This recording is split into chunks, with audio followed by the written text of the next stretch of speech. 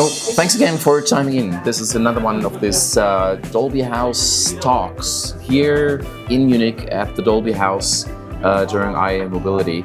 And I'm super excited to have you here, Felix. Yeah, it's a great pleasure to have you here. It's always great to talk to you, chat with you. So I'm really excited to, welcome to, welcome. And now, I think the best way would be to actually start with, who are you, right? Who are you, Felix? What do you do? What your company 3SS? What are you doing? What's your role?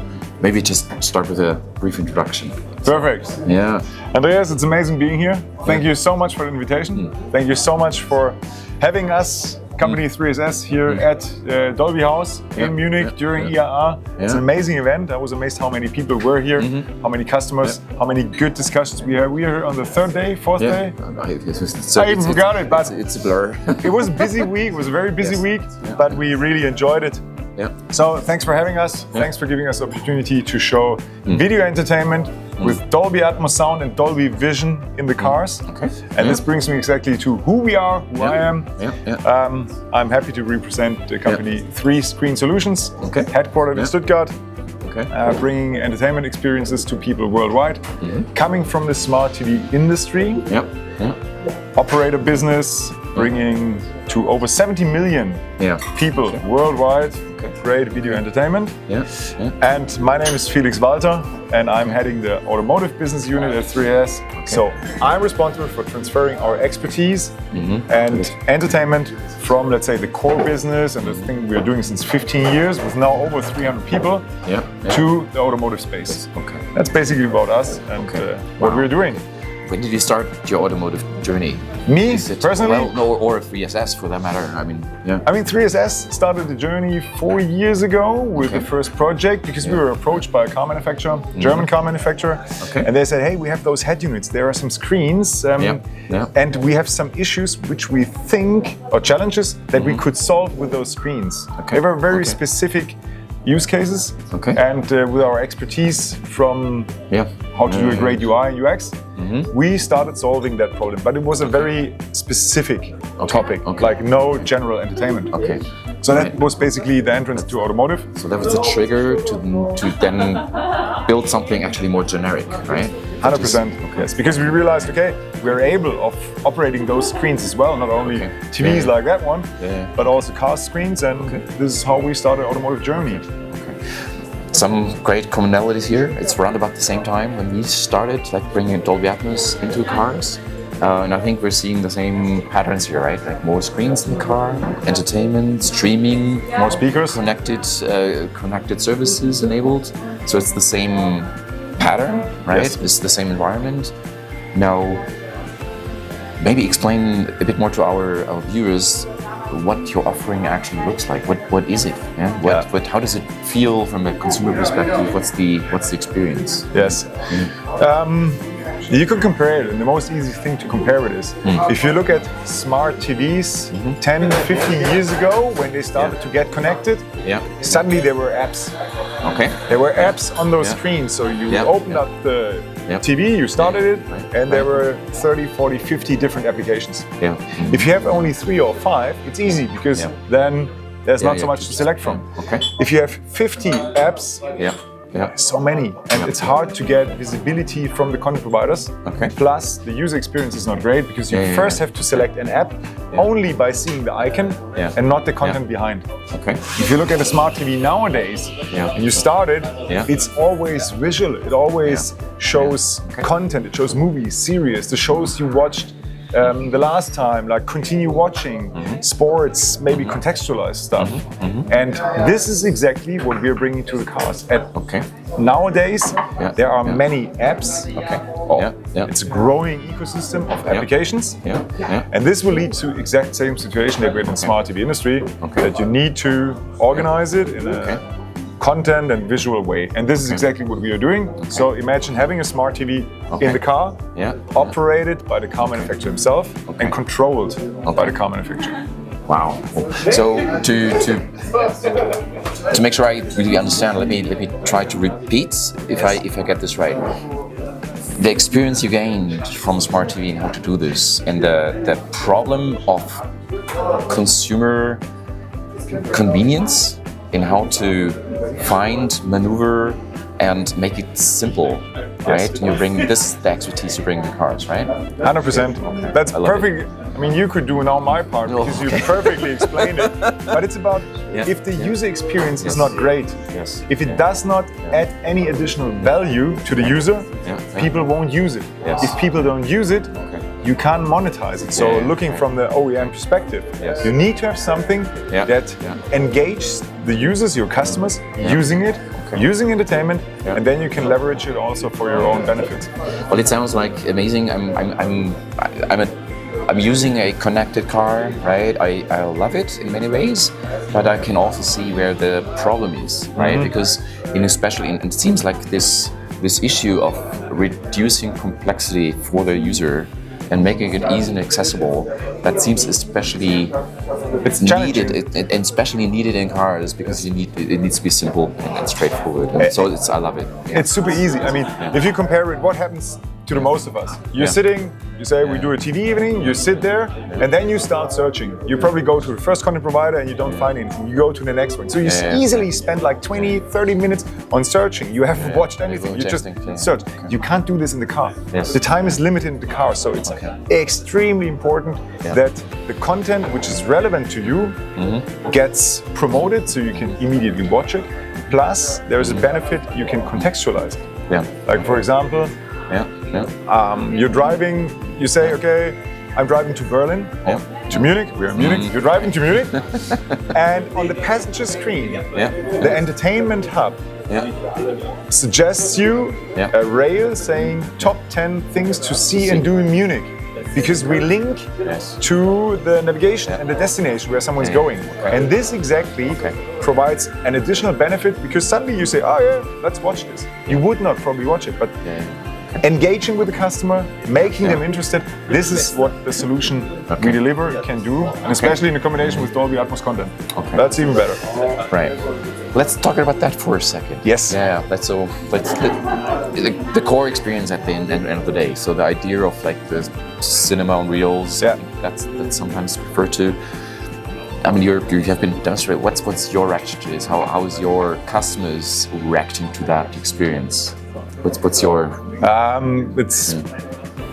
It's I wouldn't call it funny or crazy, but it's somehow maybe a little bit surprising because on the one hand, they know this experience already because it's on every smart TV. Whenever you have any aggregation platform on the web to watch entertainment, you know it. This is exactly the same thing, but then they see it in a car, and that's when they say, okay. So on the one hand, they know it. On the other hand, they're surprised. And the mixture in between is exactly what excites them.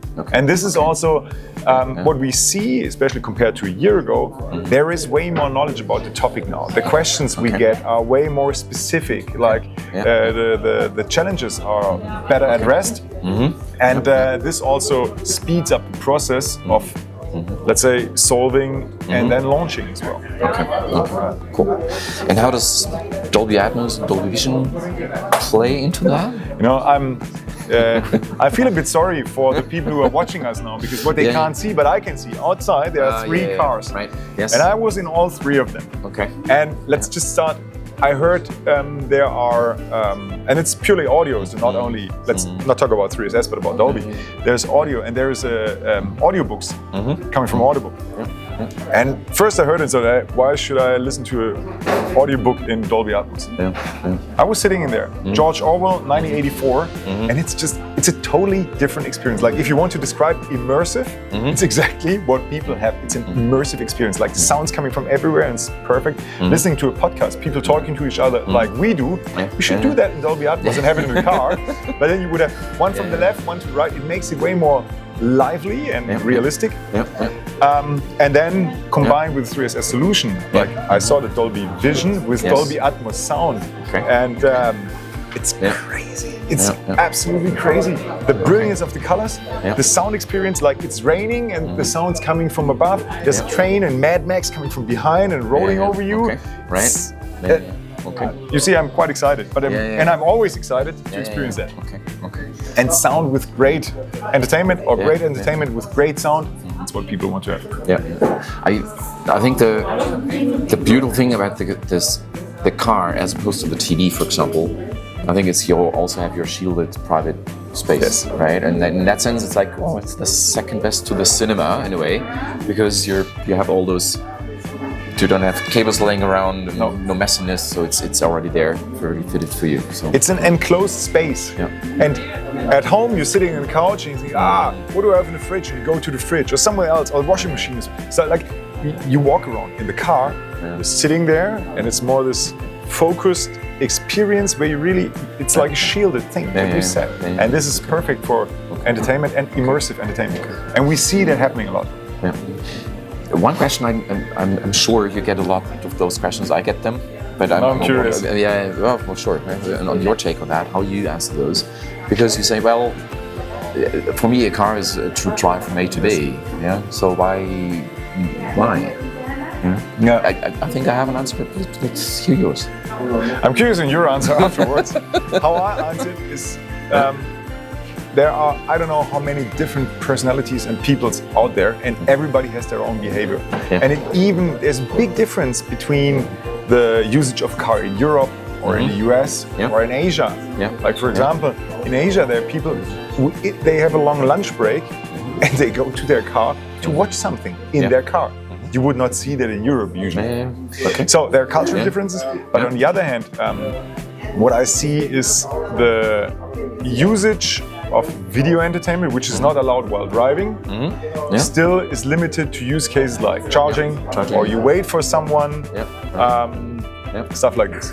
But what we see with the advanced driving assistance systems, I'm 100% sure in not even 2 years from now, you will be able to get driven by your car on a highway up to 130 kilometers an hour, which is fully sufficient usually, from one place to another. So I was coming from Stuttgart to Munich, 2.5 hours drive. If my car would drive me at 130, I would not try to go at 180 or even faster. I would type a few emails.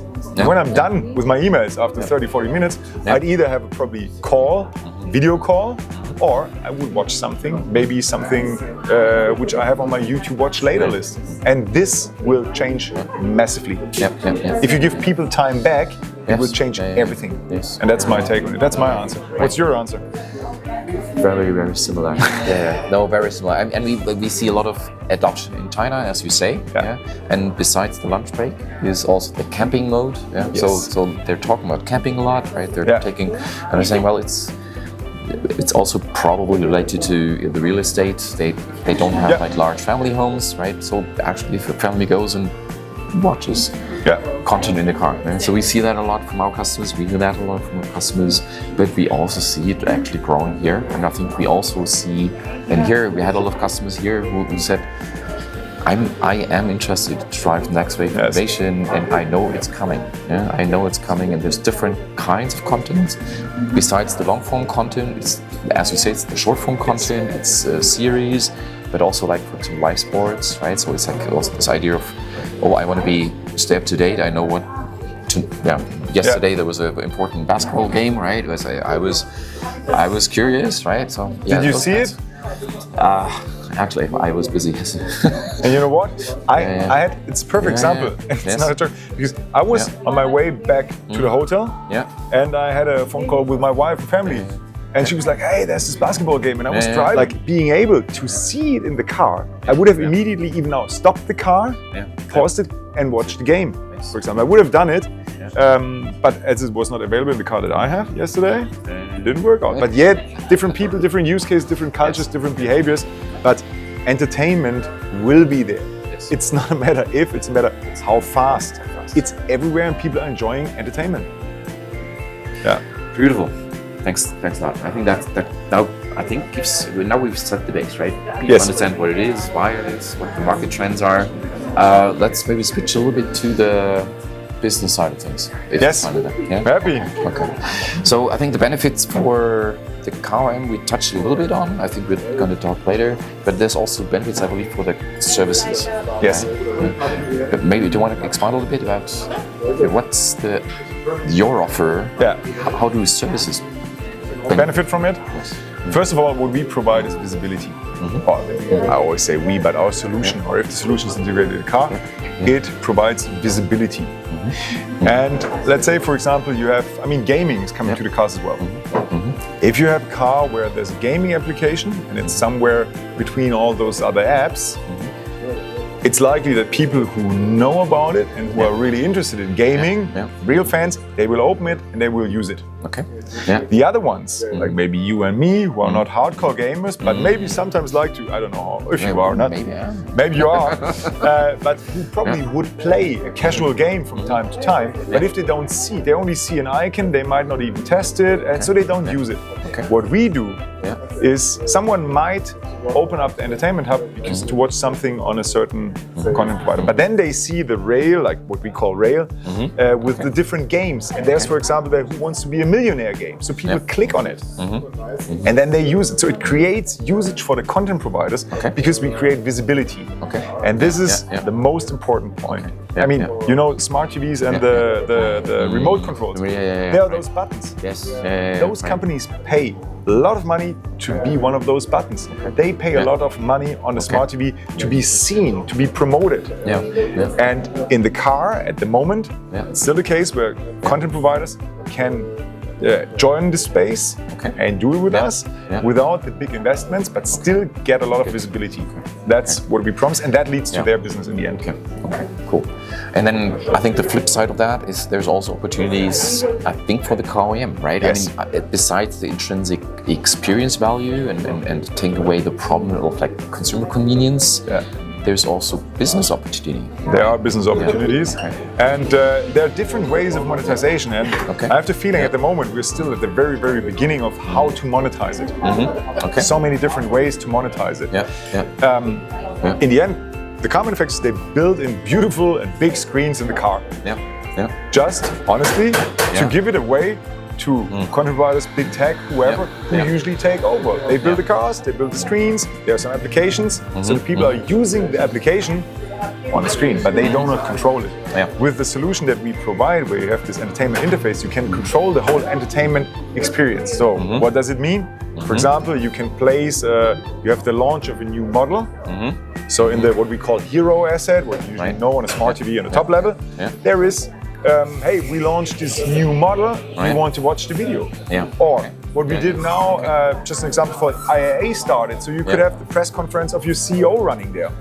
So people are entering this space to get entertained, but then they get information about you as an OEM. This can lead to additional sales, you can promote after-sales products, but you also increase, let's say, the engagement with your customers and the brand loyalty. That's one thing. On the other hand, if you include content, maybe even exclusive content partners where you do a partnership with, you can sell entertainment as part of a connectivity package. I mean, OEMs are struggling a lot to sell connectivity packages. Why? Because people don't want to pay for data, but they pay for something which they can do with the data. So this is exactly the services. So it's one of the levers to sell connected packages, to sell subscription services. You can talk about advertisement, you can do co-marketing activities. There's so many ways. It would be longer than we have time now. Right. But there's a big potential. There's a big potential. And I think the way I understand your role, your personal role, you're a business guy at the end of the day, right? You're a business person who has really understood also the business in the paid TV, let's say, right, and the different monetization from smart TV world, and you understand how this could actually emerge. And I think that's also one of your strengths, right, or opportunities you're bringing. So I guess if car OEMs are no interested in saying, okay, I want to understand more, I think you're the person to go to, right? Definitely 3SS as a company, 100% yes. Being still humble, but I think I also can do it because I made a lot of experience. Busy. Exactly. But it's true. I mean, it's for OEMs, it's a totally new space. They're not used to sell subscription services, operations. So they need also some advice and some guidance on how to do it. And the experience we gathered, also I gathered, how to bring that together is something which is one of the biggest benefits that we can provide to car manufacturers. So 100%. So everybody who sees it would like to reach out and have some questions, feel free to do it. You'll find me on LinkedIn as well. But and if I can't answer, put it in the show notes. And if I can't answer it, we have a big team who can answer all of that. But yeah, one of the biggest benefits. Okay. One more question. Yes. Which goes in the direction of what's your, let's say, geo approach? Yeah, your regional approach. How do you look at those different markets in Europe, Americas, China? What's your setup? Yeah. How do you? Basically, there are two major factors who are playing into that. One is availability of content providers. And user behavior, cultural differences, what we discussed earlier. So, what we do, first of all, let's say, what we call Kleinste gemeinsame Nenner in Germany. I don't know the English translation, but what works for everybody is sort of a global content provider setup. This is what can be used.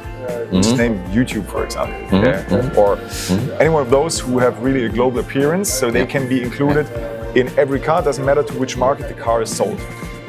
Then we have market-specific requests. There might be TF1 in France, there might be RAI in Italy, there might be AD in Germany, there might be Watcher in Korea.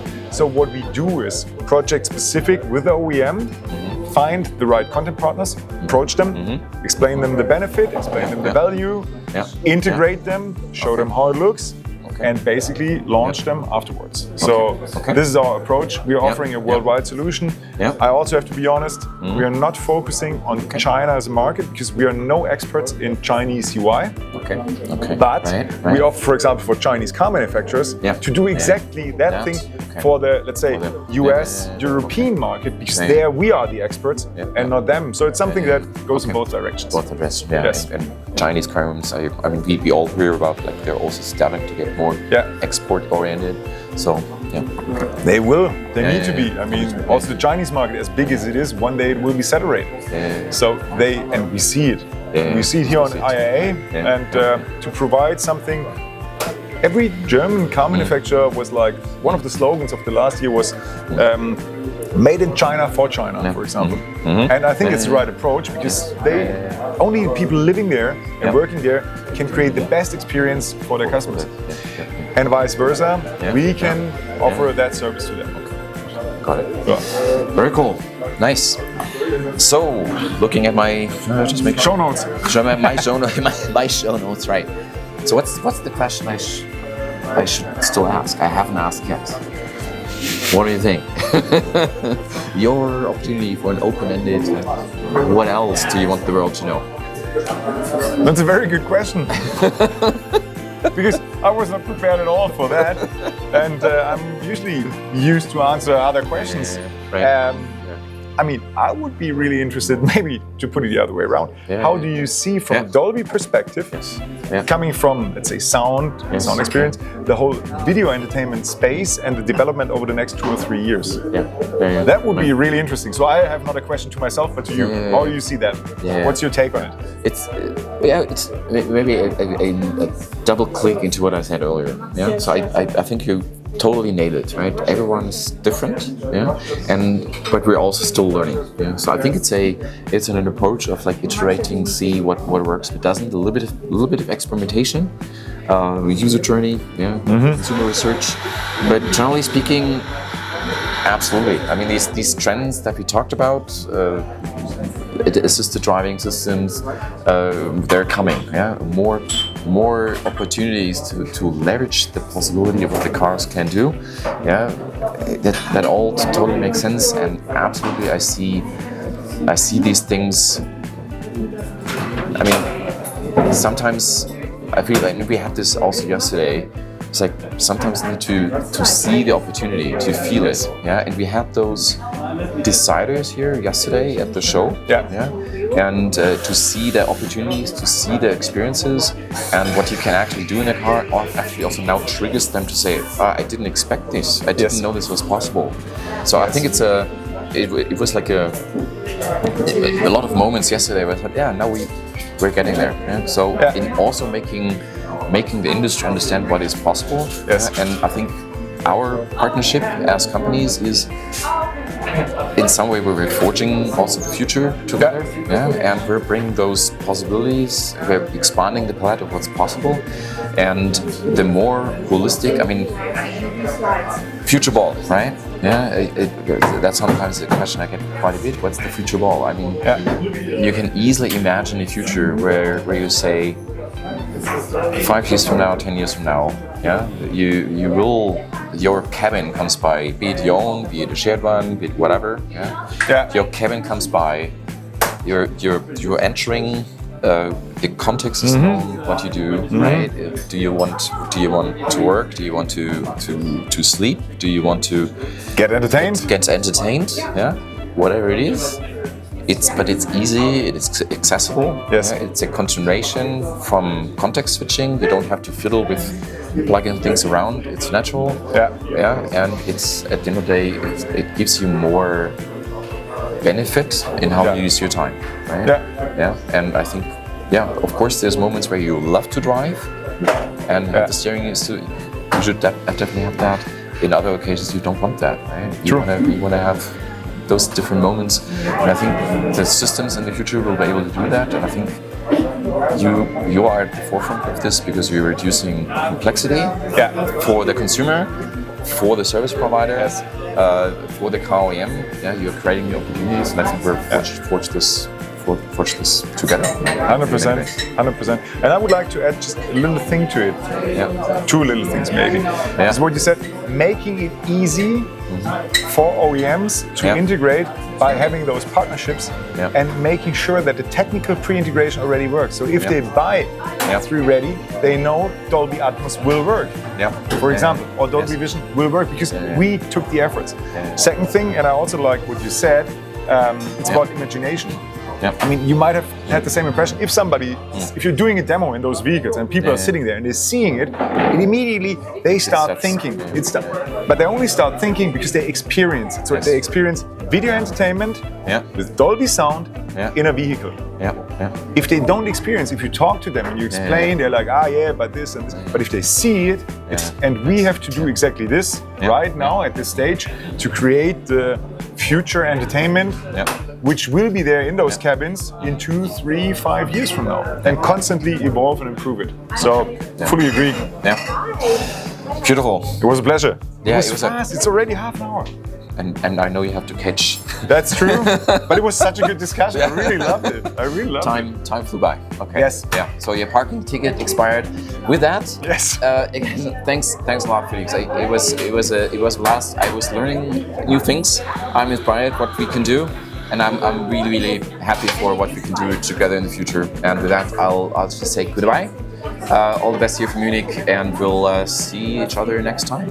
For sure. Thanks again. Thank you very much for having us, for the opportunity, and for this very great discussion. And I hope the people enjoyed it as well. Thanks, Andreas. Absolutely will. All right. Thank you. Bye-bye. Bye.